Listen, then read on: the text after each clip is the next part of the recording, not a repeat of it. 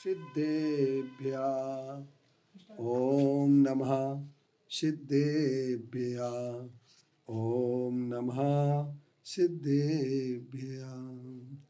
पत्र टिके ना जहाँ अधर में गुण रत्नों का गिरिवर हो। कितना सुंदर कितना विस्मय किसे नहीं हो, जरा देख लो सिरपुर को। देवों के भी देव पार्श्व जिन अंतरिक्ष में शांत रहे। युगों युगों तक दिगंबरों का जिन शासन जयवंत रहे। आज मैं अपने श्रोताओं के लिए और दर्शकों के लिए इतिहासातीत काल में दिगंबर मुनि और दिगंबरत्व रहा है, इसका अस्तित्व हमें सबसे पहले नंबर यजुर्वेद में के 19 अध्याय के मंत्र 14 में प्राप्त होता है। आदित्य रूपम मासरम महावीरस्य नग्नहु रूप मुपसाद में तत्रिश्रो रात्रि सुरासुतः। एक मंत्र के माध्यम से यह पता लग जाता है ईसवी शताब्दी के पूर्व 8वीं शताब्दी 800 वर्ष पूर्व दिगंबर मुनियों का इतिहासातीत काल समझा जाता है। दिगंबर मुनियों के विषय में यह बात कही गई है, भगवान ऋषभ देव के द्वारा अज्ञात अतीत में दिगंबर मुद्रा का प्रचार प्रसार हुआ। तब से ईसा पूर्व 8वीं शताब्दी तक ही नहीं बल्कि आज तक निर्बाध रूप से प्रचलित है। दिगंबर मुद्रा के इस इतिहास को एक सामान्य रूपरेखा में प्रस्तुत करना हमें यहाँ पर अच्छा लगता है। इतिहासातीत काल में प्राचीन जैन शास्त्र, अनेक जैन सम्राट, अनेक जैन तीर्थंकरों का प्रकट होना सिद्ध किया जाता है। उनके द्वारा दिगंबर मुद्रा का प्रचार प्रसार भारत भर में होता रहा है, बल्कि भारत की सीमा को लांघकर ईरान, यूनान आदि में भी दिगंबर मुनियों का विचरण प्राप्त होता रहा है। 300 वर्ष पूर्व, ईसा से 350 वर्ष पूर्व सिकंदर ने दिगंबर मुनि कल्याण मुनि को देखा था और उनसे मार्गदर्शन प्राप्त किया था। इसके साथ साथ हमें जैन सम्राट भी कई ऐसे मिले हैं, चंद्रगुप्त मौर्य जैसे, जिन्होंने दिगंबर रूप धारण करके श्रवण बेलगोला में अपनी दीक्षा लेकर समाधि को प्राप्त किया। यजुर्वेद के मंत्र 19 और 19 अध्याय के 14वें मंत्र में आरंभ में दिया अंतिम तीर्थंकर महावीर का स्मरण नग्न विशेषण के साथ किया गया है। महावीर और नग्न शब्द जो उक्त मंत्र में प्रयुक्त हुए हैं, उनके अर्थ कोश ग्रंथों में अंतिम जैन तीर्थंकर दिगंबर ही मिलते हैं। इसलिए इस मंत्र का संबंध भगवान महावीर से मानना ठीक है। वैसे बौद्ध साहित्य से स्पष्ट है कि महावीर स्वामी नग्न साधु थे। इस अवस्था में उक्त मंत्र में महावीर शब्द नग्न विशेषण के सहित प्रयुक्त होना इस बात का प्रतीक है कि उसके रचयिता को तीर्थंकर महावीर का उल्लेख करना इष्ट है। इस मंत्र में जो विशेषण है वह भी जैन तीर्थंकर के सर्वथा योग्य है। इस मंत्र का फल है जैन शास्त्र अनुकूल, अतः यह मंत्र भगवान महावीर को नग्न दिगंबर मुनि रूप में प्रकट करता है। किंतु भगवान महावीर तो ऐतिहासिक महापुरुष मान लिए गए हैं, इसलिए उनसे पहले वैदिक उल्लेख प्रस्तुत करना उचित है। और सौभाग्य की बात यह है कि हमें ऋग संहिता अर्थात ऋग्वेद में 10:136 और 2 में मुनियो बात वसना, भला यह बात वसना शब्द, बात रसना शब्द दिगंबर मुनि कौन थे? हिंदू पुराण ग्रंथ बताते हैं कि वे दिगंबर मुनि जैन मुनि थे। जैसे कि हम देख चुके हैं, श्रीमद् भागवत ग्रंथ में तीर्थंकर ऋषभ देव को जिन ऋषियों को दिगंबरत्व का उपदेश दिया, उन्होंने तीर्थंकर ऋषभ देव ने उन्होंने बात रसना नाम श्रवण कहे गए हैं।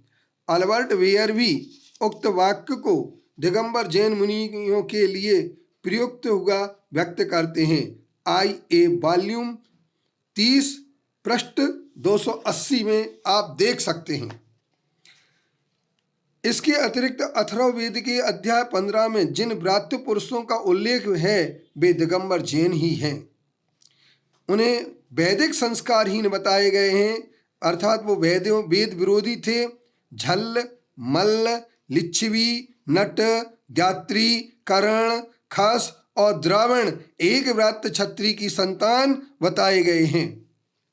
जैन धर्म के वे सब मानने वाले थे। ज्ञात्री वंश में तो भगवान महावीर का जन्म हुआ और इसके साथ जैन वृत्ति रह चुके हैं जो व्रत से मिलता जुलता है। अच्छा, तो इन जैन धर्म मुक्त व्रात्यों में दिगंबर जैन मुनियों का होना आवश्यक है। अथर्ववेद की इस बात को प्रकट करता है कि उसमें व्रात्य के 2 भेद हैं, हीन व्रात्य और ज्येष्ठ व्रात्य किए गए। ज्येष्ठ व्रात्य दिगंबर मुनि का द्योतक है, क्योंकि उसने समनिचय मेद्र कहा गया है, जिसका भाव यह होता है अप्रेत प्रजनन, अर्थात अहिरीक शब्द के अनुरूप है। इससे ज्येष्ठ व्रत दिगंबर मुनि थे। इस प्रकार वेदों में भी दिगंबर मुनियों का अस्तित्व सिद्ध होता है। और अब हमें देखना है जावलोपनिषद में निर्गंथ शब्द का उल्लेख करके दिगंबर साधु के अस्तित्व का उपनिषद काल में सिद्ध किया जाता है। यथाजात रूप धरा निर्गंथा निर्द्वंद निष्परिग्रह शुक्ल ध्यान परायण। निर्गंथ साधु यथाजात रूपधारी शुक्ल ध्यान परायण होते हैं। इसके सिवा निर्गंथ जैन मार्ग को अन्यत्र कहीं भी शुक्ल ध्यान का वर्णन नहीं मिलता है। यह पहले भी हम लिखे चुके हैं। मैत्रेय उपनिषद में दिगंबर शब्द का प्रयोग भी इसी बात का प्रतीक है। मुंडकोपनिषद में के मुंडक 3 खंड 2 मंत्र 10 में भृगु अंग्रीष नामक एक भ्रष्ट दिगंबर जैन मुनि द्वारा हुई थी। उनमें से अनेक जैन मान्यताएं पारिभाषिक शब्द मिलते हैं। निर्गंथ शब्द जो खास जैनों का पारिभाषिक शब्द है, इसमें व्यवहृत किया गया है। अरिष्टनेमी का स्मरण भी जो जैनियों के 22 में तीर्थंकर हैं, वो भी उपनिषद में हमें उपलब्ध होते हैं। रामायण काल में दिगंबर मुनियों के अस्तित्व को हमें बालकांड के सर्ग 14 श्लोक 12 में तापसा भुंजते चापी श्रवणांश्चैव भुंजते। श्रवण शब्द का अर्थ भूषण टीका में दिगंबर मुनि किया गया है, जो ठीक है, और दिगंबर मुनि का एक नाम श्रवण भी है। इसके साथ साथ महाभारत में भी नग्न छपणका के रूप में दिगंबर मुनियों का उल्लेख मिलता है। महाभारत काल में दिगंबर मुनि मौजूद थे। जैन शास्त्र के अनुसार स्वयं तीर्थंकर अरिष्टनेमी भी दिगंबर मुनि थे। हिंदू पुराण ग्रंथ में इस विषय में वेद आदि ग्रंथों का समर्थन करते हुए विष्णु पुराण, भागवत पुराण, लिंग पुराण, इसके साथ साथ शिव पुराण और मैत्री पाराशर ऋषि पूछते हैं कि नग्न किसको कहते हैं, तो उत्तर में पाराशर कहते हैं जो वेद न माने वह नग्न है, अर्थात वेद विरोधी नंगे साधु नग्न होते हैं। इस संबंध में देव असुर संग्राम की कथा कहकर विष्णु के द्वारा जैन धर्म की उत्पत्ति हुई, यह वह कहते हैं। किस प्रकार विष्णु के द्वारा जैन धर्म की उत्पत्ति हुई उसे कहा गया है। तथा दिगंबरो मुंडो बहिर्पत्राय धरो दुर्जा।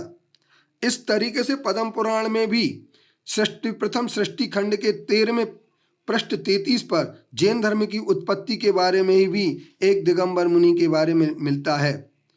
इसके साथ साथ योगी दिगंबर मुनि मुंडो बहिर्पत्र धरो विहयम ये भी प्राप्त होता है। पद्म पुराण के भूमि खंड में राजा बेन की कथा भी दिगंबर मुनि के अस्तित्व को बताती है। इसके साथ साथ जिसमें लिखा है यत्र वेनो महाराजा तत्र आयाता त्वरांतिरम सभायाम तस्य वेनस्य प्रतिविशेष सपापवान। इसके साथ वायु पुराण, स्कंद पुराण में भी दिगंबर नेमिनाथ मुनि को शिव के रूप में अनुरूप मानकर जाप करने का विधान किया गया है।